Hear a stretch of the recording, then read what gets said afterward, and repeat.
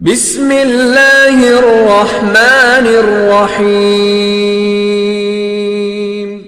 اعوذ باللہ من الشیطان الرجیم بسم اللہ الرحمن الرحیم۔ دلیل صبح روشن ہے ستاروں کی تنک تابی، افق سے آفتاب ابھرا گیا دورے گراں خوابی۔ عروق مردہ مشرق میں خون زندگی دوڑا، عروق مردہ مشرق میں خون زندگی دوڑا، سمجھ سکتے نہیں اس راز کو سینہ و فارا بھی۔ السلام علیکم ورحمۃ اللہ وبرکاتہ۔ میں ہوں ممتاز شوکت اور آپ دیکھ رہے ہیں بانگ ہدایت۔ آج ہم تاریخ کے اس موڑ پر کھڑے ہیں جہاں اندھیرا اتنا گہرا تھا کہ اپنوں نے بھی امید چھوڑ دی تھی۔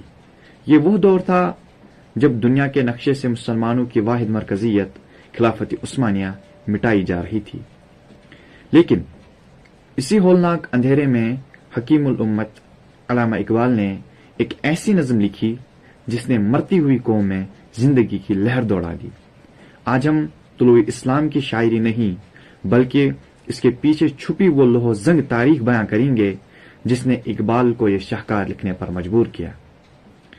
1914 سے 1922 تک کا دور مسلمانوں کے لیے قیامت سے کم نہ تھا۔ پہلی جنگ عظیم کے بعد برطانیہ، فرانس اور اٹلی نے مل کر عالم اسلام کے ٹکڑے کر دیے۔ ہندوستان میں تحریک خلافت اپنے عروج پر تھی، لیکن ناکامی کا سامنا کرنا پڑا۔ مسلمان قید و بند کی صحبتیں جھیل رہے تھے۔ عرب دنیا میں شریف مکہ کی غداری اور مغربی سازشوں نے عربوں کو ترکوں کے مد مقابل کھڑا کر دیا۔ خلافت عثمانیہ، وہ سلطنت جو 600 سال تک اسلام کی محافظ رہی، اب اسے یورپ کا مرد بیمار کہا جانے لگا۔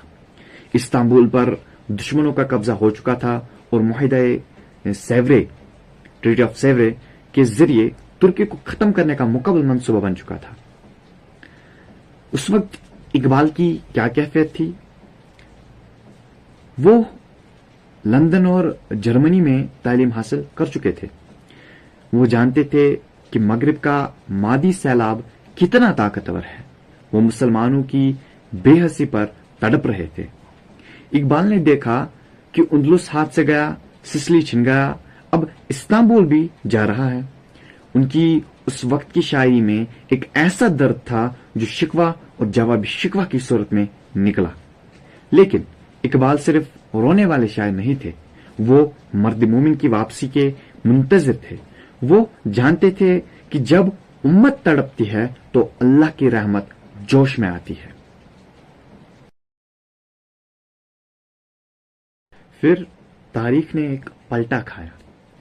جب دشمنوں نے سمجھا کہ ترکی ختم ہو گیا، تب اناطولیہ کے پہاڑوں سے ایک آواز اٹھی۔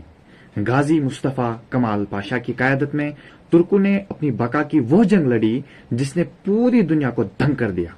یونانیوں کو سمندر میں دھکیل دیا گیا، برطانیہ اور فرانس کو پسپائی اختیار کرنی پڑی۔ 1922 میں جب معاہدہ لوزان ہوا اور ترکی ایک آزاد ریاست بن کر ابھرا تو یہ پورے عالم اسلام کے لیے ایک معجزہ تھا۔ اقبال جو برسوں سے اس شہر کے منتظر تھے، ان کی خوشی کا ٹھکانہ نہ رہا۔ ان کو لگا کہ اب مشرق کی رگوں میں دوبارہ خون دوڑنے لگا ہے۔ اسی جوش اور جذباتی کیفیت میں انہوں نے 1923 کے جلسے انجمن حمایت اسلام میں وہ نظم پڑھی جس کا پہلا مصرع ہی اعلان فتح تھا: دلیل صبح روشن ہے ستاروں کی تنک تابی۔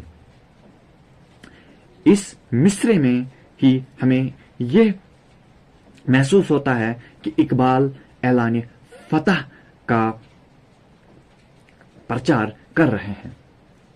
ناظرین، طلوع اسلام کی تاریخ ہمیں سکھاتی ہے کہ امت مسلمہ کبھی ہمیشہ کے لیے ختم نہیں ہو سکتی۔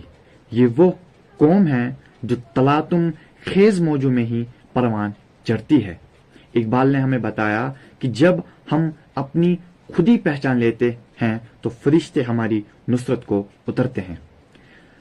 آج بھی حالات ویسے ہی ہیں۔ غزہ ہو، کشمیر ہو یا ہندوستان کے مسلمان، ہر طرف اندھیرا محسوس ہوتا ہے، لیکن یاد رکھیں اقبال کا پیغام آج بھی وہی ہے۔